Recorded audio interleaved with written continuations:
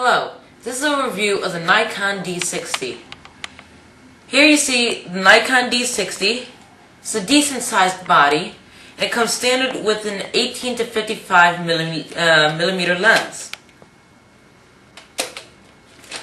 What would be very helpful is to get a Sunpak ultraviolet filter on it. Doesn't do too much. It blocks ultraviolet light, which protects the inside of the lens, and if the lens gets damaged, it damages the filter, so you don't have to replace the whole lens. It comes with a built-in flash, which is very handy at times, and included with it is the image sensor cleaning that it does routinely when you turn it on and off. It sends ultrasonic pulses through the image sensor that knocks off any dust, which keeps the image clean. Here I have the Nikon 55 to 200 millimeter lens with the lens hood, which comes with it. You will want this for far away shots, which the wide angle lens, the 18 to 55, can't normally get. Another great feature is the Nikon bag. You can put all your filters here, your lenses and your camera in here, and you got a nice pocket here for all the little things, plus 2 side pockets. The next segment will include the software on how to use the interface of the camera itself. We'll use an interface of the Nikon D60. We will start by turning it on. As you see, it does image sensor cleaning. Right now it's in automatic mode. I have the lens facing down, so it says that the subject is too dark. The screen times out automatically after 5 seconds to save batteries. This little button right here goes to your images. We don't need to see that. Here it'll give you its automatic frame rate that it decided, the shutter speed, and the f-stop speed. Here is the automatic ISO that it decides. As you change from setting to setting, you can see the setting wheel on the screen. So you don't normally have to move the camera to look at the top. You also have those 4 settings, the P for programmed settings, the S for shutter speed priority, A for aperture priority, and M for manual setting. The lens itself has a built-in motor to do an autofocus, but you can also do a manual focus. Once you're in the picture setting, you can zoom in using these 2 buttons right here. If you're already looking at the full image and you hit the zoom out button one more time, you can look at the other images that you have. And you can keep zooming out up to 9 pictures per screen. You can delete a picture by hitting the garbage button in the corner. You can also scroll through pictures using the shutter and f-stop selection wheel in the corner. Now the menu consists of the playback menu, the shooting menu, the custom settings menu, the setup menu, and the retouch menu. The playback menu pertains to setting the slideshow to see all your photos, which is pretty much self-explanatory.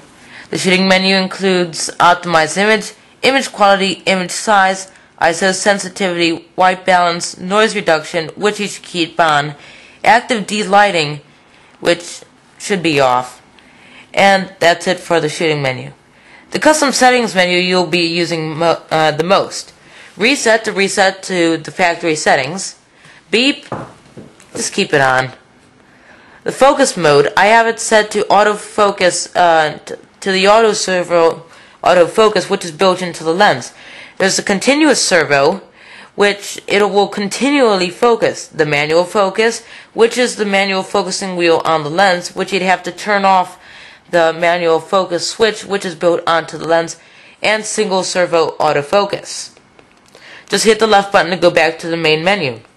Autofocus area mode, you should just keep it on the closest subject. That's helpful.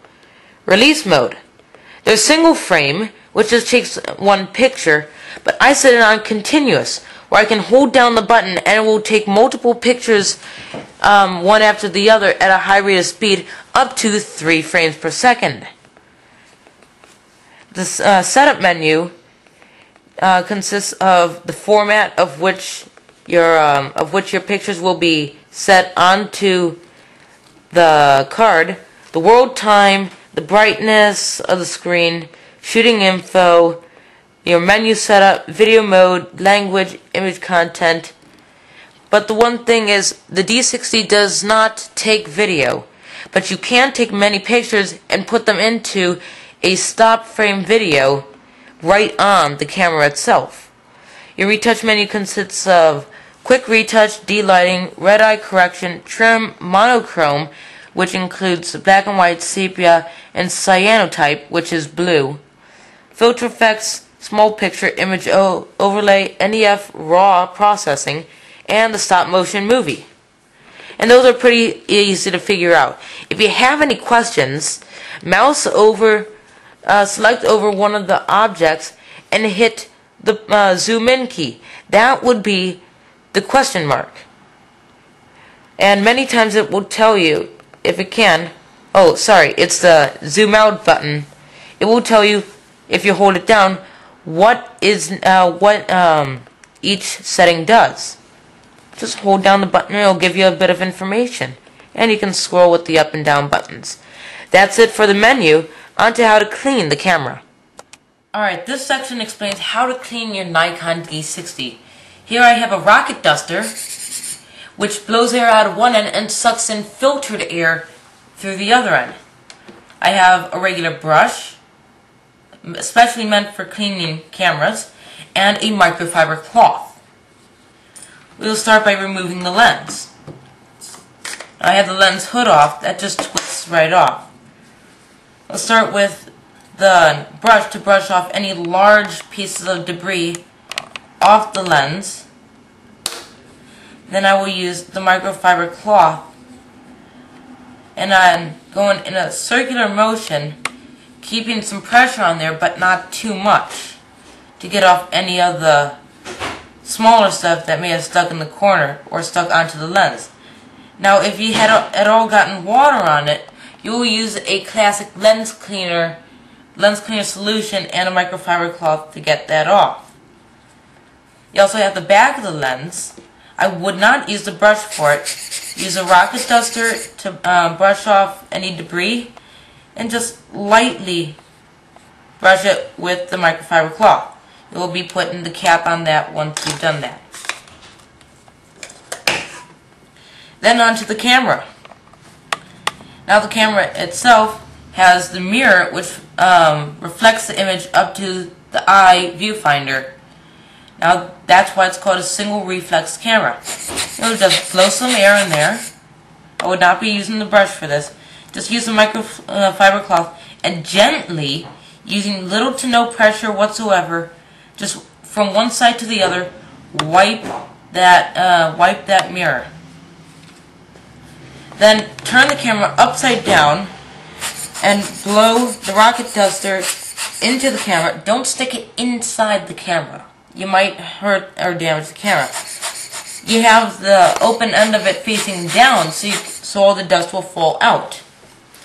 Now the image sensor is behind it. Occasionally it will get some large pieces of dust on it where it can't, where the image sensor cleaning can't get it off. You'll set it to the M, manual setting. And this little wheel right here, you will keep turning to the left until it says button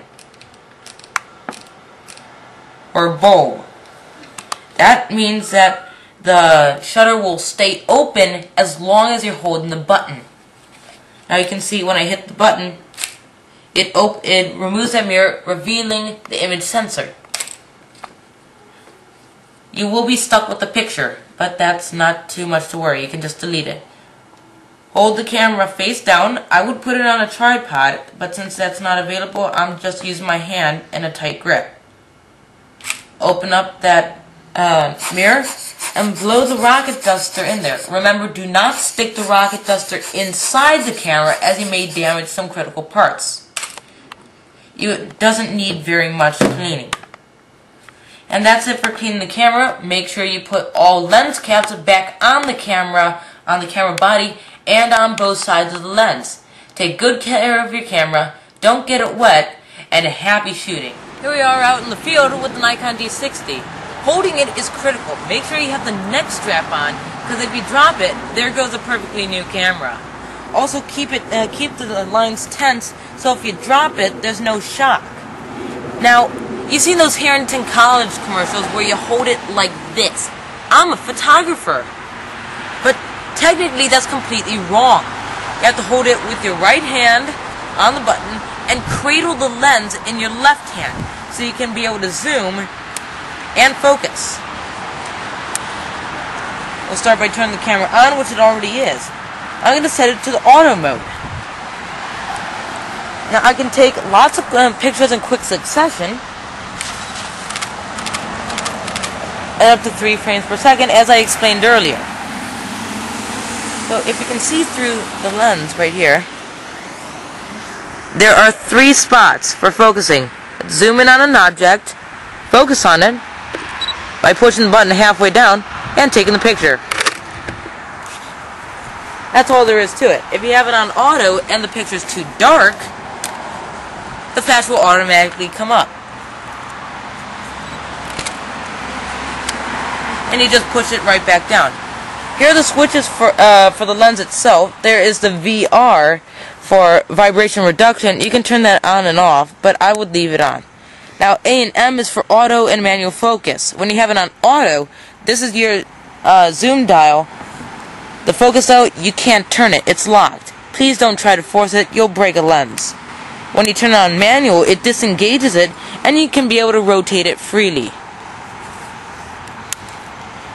Now the motor inside turns it, as you saw right there, focusing your image, and you take your picture. As I said, just hit that button to review your pictures, and hit it again to go back to here. This your frame rate, f-stop, and ISO. And as the light changes, it automatically changes on what the settings are. You can see the numbers changing. From there, it's pretty much point, zoom, focus, and shoot. Simple as that.